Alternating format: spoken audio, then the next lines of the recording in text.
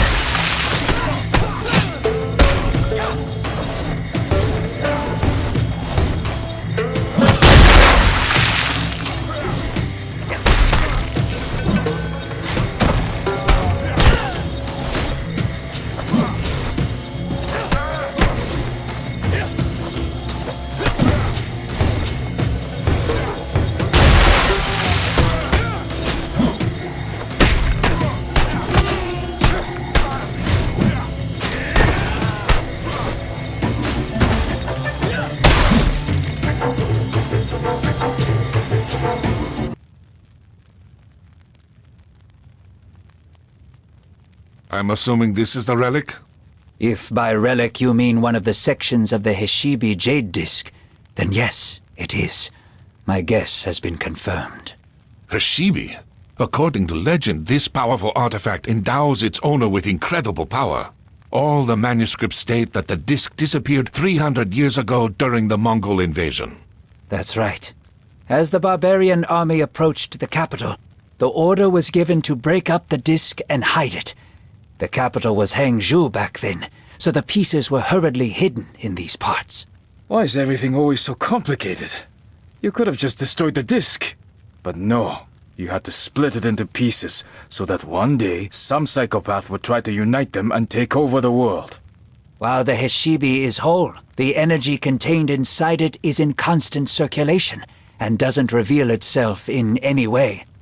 If the disc is destroyed, this energy will be abruptly released and cause a terrible cataclysm.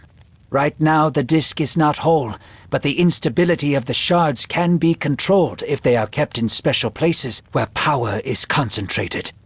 The sacred mountains of the Middle Kingdom are such places. The first shard was hidden in the Taoist temple on Mount Longhu. The second was hidden in the Buddhist temple on Mount Jiuhua, and later brought here. The third shard should be kept in a Confucian temple, but we don't know which one. You keep talking about the great power that this disc bestows, but what is it exactly? Heshibi erases the boundary between worlds. Its owner can summon thousands of spirits from other worlds in an instant, and they will all obey his will. He will have to pay a terrible price for it, though. The person who performs this ritual binds himself to the disc and is torn from the wheel of rebirth. The disc absorbs its owner's essence after his death, and it forever becomes a part of Heshibi. The person responsible for all this has either gone mad in their hunger for power, or has nothing left to lose. This is why the abbot suggested that we keep the shard until the conflict with the Wu Ku is over. He said that the shard will remain stable for a long time if nobody tries to use its energy. Meanwhile, they will try to find a new place to hide it. Excellent. Let's take the shard and head back to the Tulou before the scouts start following us.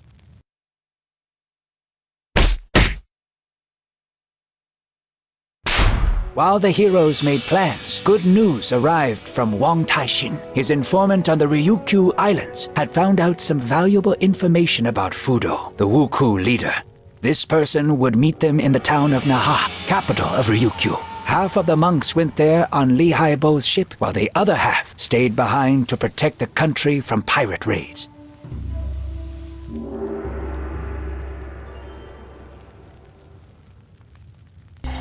We've made it to Okinawa. I didn't think that I would ever come back here. They know my ship well at the local port, but I'm not exactly welcome there, so I've anchored in a secluded cove. Something tells me that you're no merchant, but a simple smuggler. An ex-smuggler.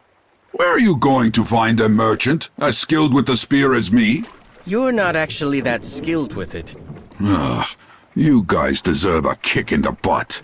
I don't want to interrupt your fascinating conversation, but we should get down to business. The informer is waiting for us at a tea house in the center of town. Wang Taixin should be there already. If the Wuku are truly in league with the Ryukyu merchants, they may have people stationed all over the island. Let's split up to attract less attention.